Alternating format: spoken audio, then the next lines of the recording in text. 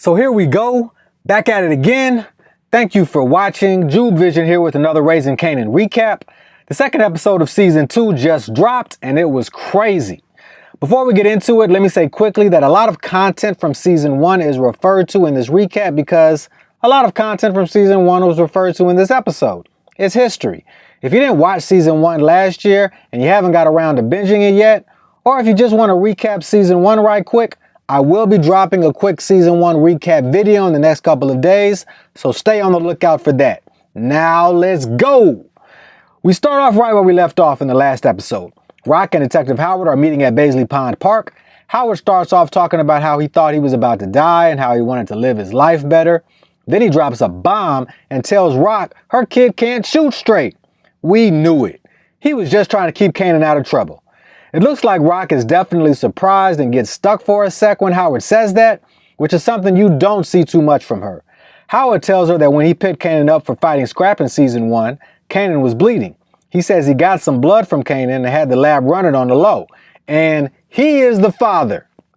Then Howard tells Rock that he can tell Kanan isn't built for the game, and that instead of waiting for Rock to do it like he did last season, Howard's going to tell Kanan himself that he's Kanan's dad.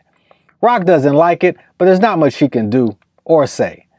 Then Howard drops one more bomb on Rock before she leaves. He tells her that he saw Scrap at the precinct last night talking to a detective. Whoa! We also see Juke and Kanan have a moment. We drop in on them watching Cooley High. When Cochise gets killed in the classic movie, Kanan clearly seems bothered. Juke sees him and tells him that that's the best thing about him, that he cares, and tells him not to ever lose it. Then she proceeds to poke at him about his crying, and the two of them ended off with a pillow fight. Next, we see Kanan stop by Famous's house. Jess opens the door and tells Kanan that Famous is about to get in trouble because their mom is coming home, and Famous is knocked out on his bed with a butt-naked white girl laid out right next to him. Famous! Kanan gives him a titty twister and wakes him up, but he's too late. Mom comes home and goes off. She gets on Famous about the naked girl on his bed, then about how she knows he's been stealing money from her to get high. Then she just tells him to pack it up and get out the house. Famous pleads with her, but Mom's done. And the white girl barely stirred through it all. Then we move to Marvin at his anger management class.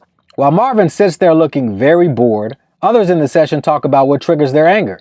The therapist Renee finally asks Marvin what triggers him, and he answers very coolly that nothing does, that he doesn't have a problem with anger.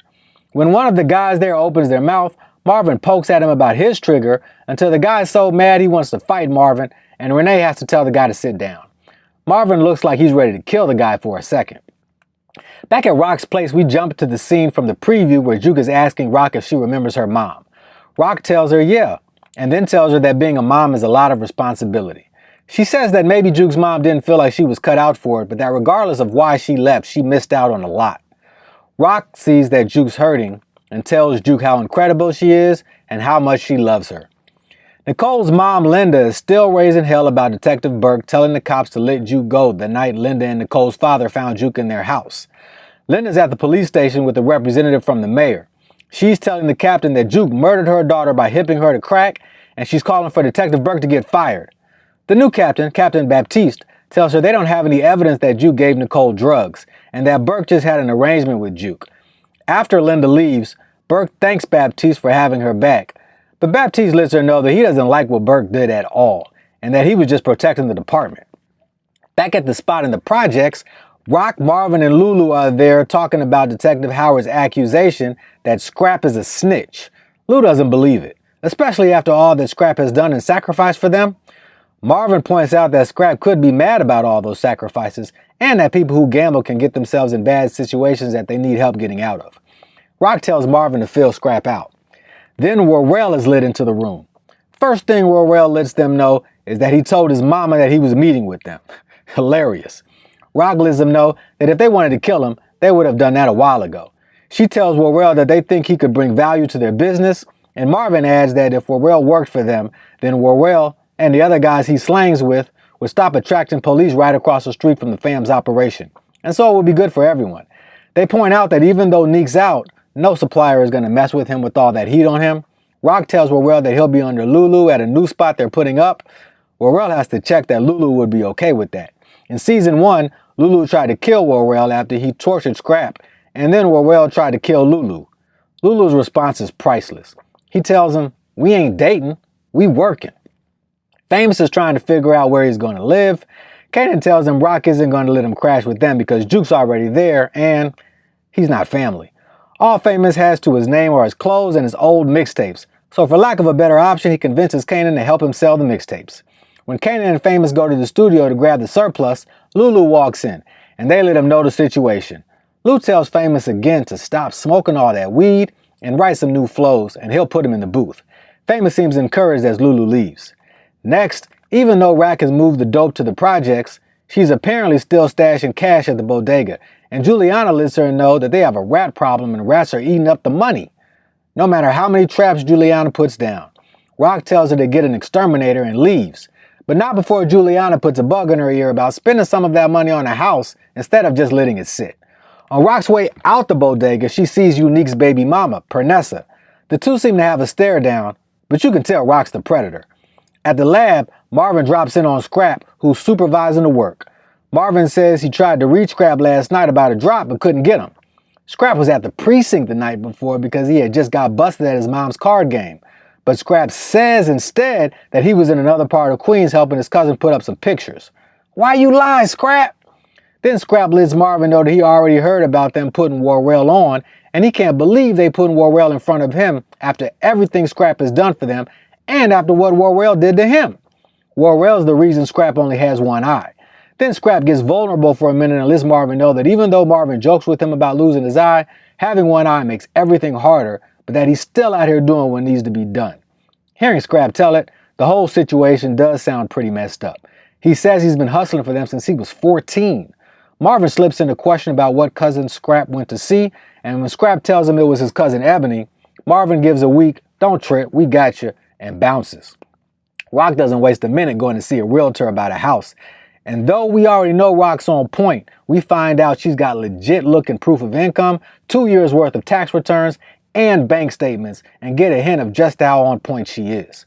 Marvin doesn't waste any time either. He finds out where Scrap's cousin Ebony lives and heads directly there to talk to her. Marvin fronts like he's a handyman and asks Ebony a few questions, and though Ebony doesn't even know she's supposed to be backing up a story, it doesn't take long for Scrap's story to fall all the way apart. Back at the studio, Crown says that he's not really feeling Lulu's new find, Zisa. Lulu basically says that he has the money, so he has most of the say. Then Zisa comes in with a boss type named Cartier Duns Fareed. Cartier and Lulu know each other and seem to be on friendly terms. Cartier lets Lulu know that he manages Zisa and that Lulu and Cartier need to work out something together. Cartier offers a single deal. When Crown objects that that's not a guaranteed label signing, Cartier offers that stipulations can be put into the deal that guarantee that if the single hits certain numbers, Zisa will sign with the label. Lulu agrees to it in spite of Crown's protests. Famous and Kanan are having a hard time selling the mixtapes on the block. A couple cops come by and bully them, pushing them up against the wall, cracking on them, and kicking the mixtapes around. Next, we see Marvin complaining about the anger management class to his lawyer. His lawyer told him that he just have to sign in and leave, but Marvin lets him know that Renee makes him stay through the whole class. Marvin's lawyer lets him know that he found out where Tony now lives. Tony's the woman from the club who turned state on Marvin and got him in this situation. Juke had the idea to get Detective Burke to track down her mother. Burke finds out that Juke's mother moved to Harlem from LA about 3 years ago, and she's able to get an address. We jump to the police officers who are investigating Detective Howard's case, letting Howard know that they have absolutely no leads. Before Howard leaves, he tells them again that he wishes he could help, but he doesn't remember anything about that night. The officers investigating his case seem to respect him a lot. Kanan finally gets back home, and Rock is glad to catch up with him. She tells Kanan that Detective Howard is cuckoo and might say some nonsense to him. Kanan gets a little on edge, saying he thought Howard didn't remember anything, but Rock calms Kanan by saying Howard doesn't know what he remembers or doesn't remember, and that Kanan's still safe. Next, we drop in on Unique, and he's having a hard time since being out. Neek, Pernessa, and their son Jerome are staying with Pernessa's mom, and Pernessa's mom doesn't like it much.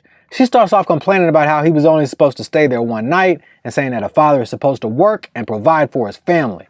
Unique, who's playing chess with Jerome, counters that she should thought he was a provider when he was paying her rent and buying her cars a little while ago.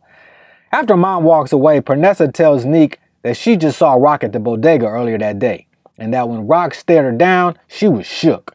Pernessa says she's worried that Rock might do something to all three of them. At Lamont's diner, Rock, Lulu, and Marvin are having another meeting about Scrap. Marvin lets them know that he thinks Scrap lied about his whereabouts last night, but it's not on him to decide whether Scrap dies or not. Here, we have another scene from the preview as Rock points out that Scrap has enough on them to put them all away forever. Lulu lets them know that whatever happens, he is not pulling the trigger. Neek finally goes to the infamous bingo hall, and like always, his former supplier Dean is there with his grandma. Dean's security holds Neek until Dean comes to the front to let him in. Neek has some choice cracks for the smaller security personnel, but Dean lets him know off the rip that they are not happy with Neek's situation at all. Unique asks for help, saying he didn't kill that cop, and he makes some big promises to Dean once he gets back on top of the game. Dean counters that Neek's not a good investment since he's still hot, and adds that Rock and her Colombian supplier have Southside Jamaica on lock, and there's no room there for any competition. Neek is very upset. He tells Dean that he's making a mistake and walks out cussing him out and flipping over tables, which is very bold because Dean is known to not be a pushover. Back at the studio, Jess and Lulu are making out when Jess suddenly stops. When Lulu asks her what's up, Jess tells him that Crown got her a job at a management company in LA and that she's leaving tomorrow. Lulu is understandably caught off guard by the whole thing, but quickly recovers and just tells Jess to get out. We take a quick look at Juke watching her mom leave her building from afar. Mom is played by LaToya Luckett. Then we get back to seeing how Unique is adjusting to the aftermath of his war with Rock. He goes back to the tailor shop that was his headquarters a few months ago and sees it abandoned and run down. Apparently, he asks Worrell to meet him there. When Worrell comes in, Neeks tells him he's down bad and that he needs Worrell back on his team. But Worrell tells him he's doing something else. Neek figures he's saying he's with Rock, and the discussion gets a little intense, with Worrell basically telling him that Rock's got things on lock and that maybe Neek should just leave. Neek says he's not having that. Worrell really seems to have a little animosity towards Neek as he walks out. Not really sure where that's from. Maybe Worrell didn't feel like Neek treated him well. Kanan meets up with Famous as Jess is saying her goodbyes to Famous and their mom. She gets in the taxi and heads to the airport. Are we done seeing Jess on the show? We see Famous and Mom still aren't talking as he and Kanan walk off. Then we cut to Marvin, Lulu, and Scrap riding on the city streets at night. Scrap is really excited about being promoted and seeing his new place of work. But from the beginning, the look on Marvin's and Lulu's face tell a different story. When they finally get inside what's supposed to be the new drug house, Scrap admires the space and continues to excitedly ask questions until he feels a cold barrel on his temple. He realizes what's happening, and it really seems like that's the last thing that he expects. Then Rock pulls the trigger. Marvin actually drops a tear as Lulu, who's also clearly upset, just walks out. And that's the end of Season 2, Episode 2. It was a good one, y'all. Tell me what y'all think about Scrap going out like that in the comments below. Again, thank you so much for watching. Don't forget to like and subscribe, and we'll see you with more Raising Kanan content this week before meeting you back here next week for Episode 3. Jube Vision, we out.